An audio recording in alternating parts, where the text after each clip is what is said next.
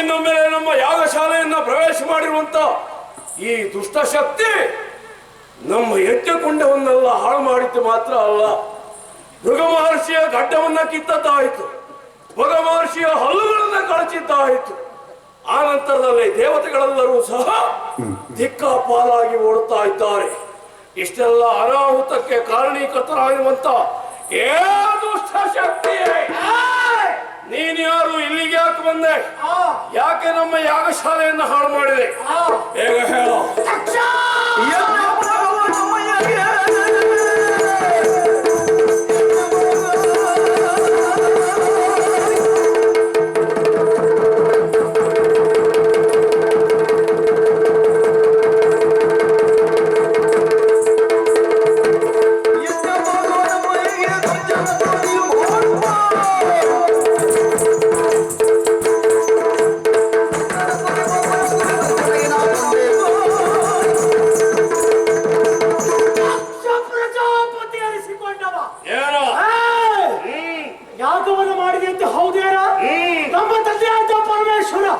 ಅವನಿಗೆ ಹವಿಸ್ಸನ್ನ ಕೊಡಲಿಲ್ಲ ಅಂತ ಹೌದೇರ?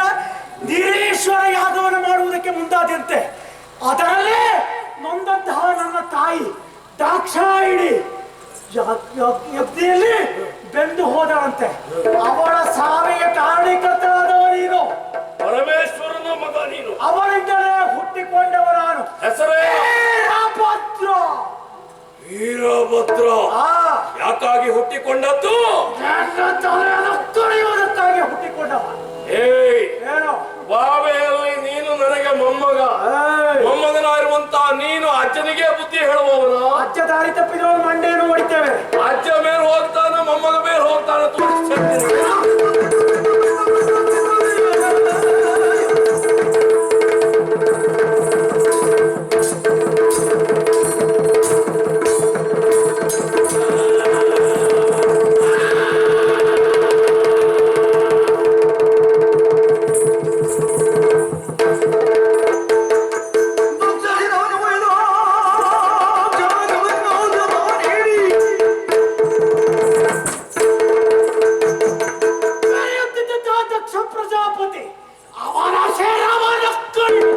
ಕಾಣುತ್ತಿರುವಂತಹ ಅಗ್ನಿಕುಂಡಕ್ಕೆ ಹಾಕಿ ಆಗಿದೆ.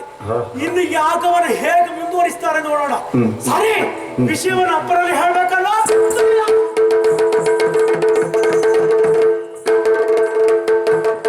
ಆಡಿನ ಶಿರವನ್ನು ಜೋಡಿಸಿ ದಕ್ಷಿಣ ಗಾಢದಿಂದ ಬೀಸಲು,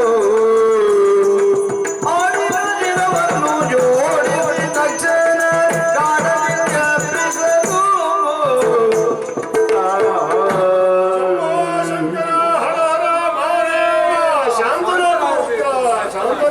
ಶಾಂತನಾಗು, ನಮ್ಮನ್ನ ಕಾಪಾಡಬೇಕು.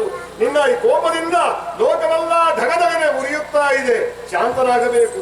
ತಕ್ಷಣ ಯಾಗವನ್ನ ಪೂರ್ಣವಾಗುವಂತೆ ನೀನು ಅನುಗ್ರಹಿಸಬೇಕು. ಸ್ವಾಮೀಂದ್ರ, ನಾರದ, ಪರಮೇಶ್ವರ, ಮನು ಮುನಿಗಳೆಲ್ಲ ಒಪ್ಪರದಿಂದ ನನ್ನನ್ನು ಧ್ಯಾನಿಸುವುದಕ್ಕೆ ಸ್ತುತಿಸುವುದಕ್ಕೆ ಮುಂದಾದರು. ಹರನ ಕೋಪಕ್ಕೆ ಪ್ರಪಂಚವೇ ಆಹುತಿಯಾಗುತ್ತಿದೆ ಎನ್ನುವುದಾಗಿ ಬೆಚ್ಚಿದರು. ಹರಿ ಬ್ರಹ್ಮಾದಿಗಳು ನನ್ನನ್ನು ಪ್ರಾರ್ಥಿಸುತ್ತಿದ್ದಾರೆ. ಎಲ್ಲರ ಪ್ರಾರ್ಥನೆಗೆ ಒಲಿದಿರುವಂತಹ ನಾನು ಮುಂದೆ ಆಗಬಹುದಾದಂತಹ ಅನಾಹುತವನ್ನು ತಪ್ಪಿಸುವುದಕ್ಕಾಗಿ, ಲೋಕಕ್ಕೆ ಮಂಗಳವನ್ನುಂಟು ಮಾಡಬೇಕು ಎಂಬ ಕಾರಣಕ್ಕಾಗಿ ಹರಿಯ ಬ್ರಹ್ಮನ ಸುರೇಶನ ಮನು ಮುನಿಗಳ ಮಾತಿನಂತೆ ಸತ್ತಿರುವಂತಹ ದಕ್ಷನನ್ನು ಬದುಕಿಸುವುದಕ್ಕೆ ನಾನು ಮುಂದಾದೆ. ತಲೆಯನ್ನು ಕತ್ತರಿಸಿ ಯಜ್ಞದಲ್ಲಿ ಹೋಮಿಸಿ ಆಗಿದೆ. ಹಾಗಾದರೆ ಅವನಿಗೆ ಯಾವ ಶಿರ ಈಗ? ಅದಕ್ಕಾಗಿಯೇ ಆಡಿನ ಶಿರವನ್ನು ತಂದು ಜೋಡಿಸಿದ್ದೇವೆ, ಮೇಕೆಯ ಶಿರವನ್ನು ತಂದು ಜೋಡಿಸಿದ್ದೇವೆ. ಪುನಃ ಅವನಿಗೆ ಜೀವದಾನವನ್ನು ಮಾಡಿದೆ. ಎದ್ದ ಆ ದಕ್ಷ ನನ್ನನ್ನು ಸ್ತುತಿಸುವುದಕ್ಕೆ ಪ್ರಾರಂಭಿಸಿದ. ಅದೇ ಮುಂದೆ ಕ್ಷಮೆ ಎನ್ನುವುದಾಗಿ ಆಗುತ್ತದೆ. ಈ ದಕ್ಷನಿಂದ ಈ ಹರನ ಸ್ತುತಿ ಏನು ಹೊರಬರುತ್ತಾ ಇದೆಯೋ ಅದೇ ಅದೇ ಮುಂದೆ ಕ್ಷಮಕ್ಕೆಂದಾಗಲಿ ಕ್ಷಮೆ ಎಂದಾಗಲಿ ಅವನನ್ನು ಕ್ಷಮಿಸುವುದರ ಜೊತೆಗೆ ಪ್ರಾಯಶ್ಚಿತ್ತವನ್ನು ಮಾಡಿಸುವುದರ ಮೂಲಕ ಪುನಃ ಯಜ್ಞವನ್ನು ಪ್ರಾರಂಭಿಸಿ ಲೋಕ ಕಲ್ಯಾಣವನ್ನೇ ಅಲ್ಲಿಯ ಸಂಕಲ್ಪವನ್ನಾಗಿರಿಸಿಕೊಂಡು ಯಜ್ಞವನ್ನು ಸಾಂಗ ಬೇಡಿಕೊಂಡಿದ್ದೇನೆ. ಈ ಶಂಕರನ ಪ್ರಸನ್ನತೆಗೆ ನೀವೆಲ್ಲರೂ ಈ ಹೊತ್ತು ಪಾತ್ರರಾಗಿದ್ದೀರಿ. ಕೇವಲ ಸತ್ತು ಬದುಕಿರುವಂತಹ ದಕ್ಷನಿಗೆ ಮಾತ್ರ ಅಲ್ಲ, ದಕ್ಷನ ಯಾಗಕ್ಕೆ ಸಂಬಂಧಿಸಿದವರಿಗೆ ಮಾತ್ರ ಅಲ್ಲ, ಆ ಯಾಗವನ್ನು ಈಕ್ಷಿಸುವುದಕ್ಕೆ ಬಂದವರಿಗೆ ಮಾತ್ರ ಅಲ್ಲ, ಇಡೀ ಲೋಕಕ್ಕೆ ಶುಭವಾಗಲಿ, ಶುಭವಾಗಲಿ.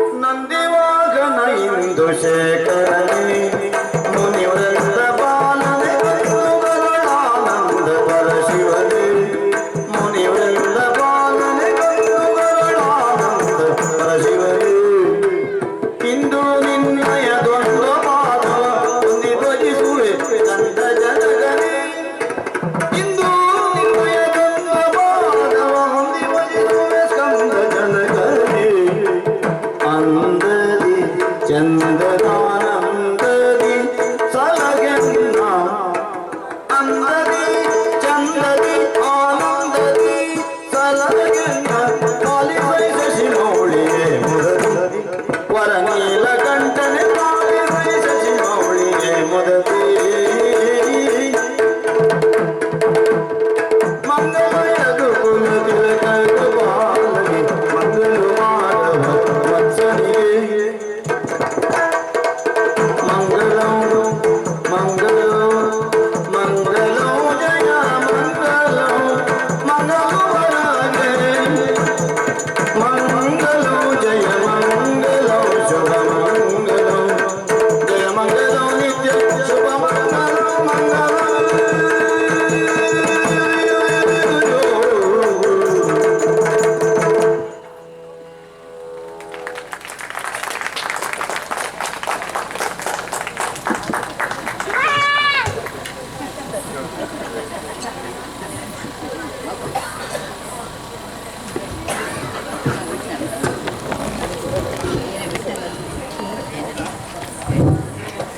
ಆತ್ಮೀಯ ಬಂಧುಗಳೇ, ಇದುವರೆಗೆ ಯಕ್ಷಗಾನದ ಮುಖಾಂತರ ನಮಗೆ ರಸದೌತಣವನ್ನು ನೀಡಿರ್ತಕ್ಕಂಥ ಕಲಾ ಬಳಗದವರಿಗೆ ನಮ್ಮ ಕುಟುಂಬದ ಪರವಾಗಿ ಅನಂತಾನಂತ ಅಭಿನಂದನೆಗಳನ್ನು ಸಲ್ಲಿಸ್ತಾ ಇದ್ದೇನೆ.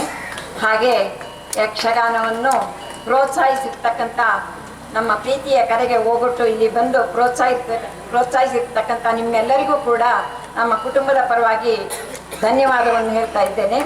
ಹಾಗೆ ಈಗ ನಮ್ಮ ಆದರಾತಿಥ್ಯವನ್ನು ಸ್ವೀಕರಿಸಿ ನಮ್ಮೆಲ್ಲರಿಗೂ ಶುಭ ಹಾರೈಸಿ ಅಂತ ಕೇಳ್ಕೊಳ್ತಾ ಈ ವರ್ಷದ ಕಡೆಯ ದಿವಸ ಇದು. ಇನ್ನು ಕೆಲವೇ ಗಂಟೆಗಳಲ್ಲಿ ಹೊಸ ವರ್ಷ ಬರ್ತಾ ಇದೆ. ಈ ಹೊಸ ವರ್ಷ ಎಲ್ಲರಿಗೂ ಶುಭವನ್ನು ತರಲಿ ಅಂತ ಶ್ರೀ ದೇವರಲ್ಲಿ ಪ್ರಾರ್ಥಿಸ್ತಾ ನನ್ನ ಮಾತನ್ನು ಮುಗಿಸ್ತಾ ಇದ್ದೀನಿ.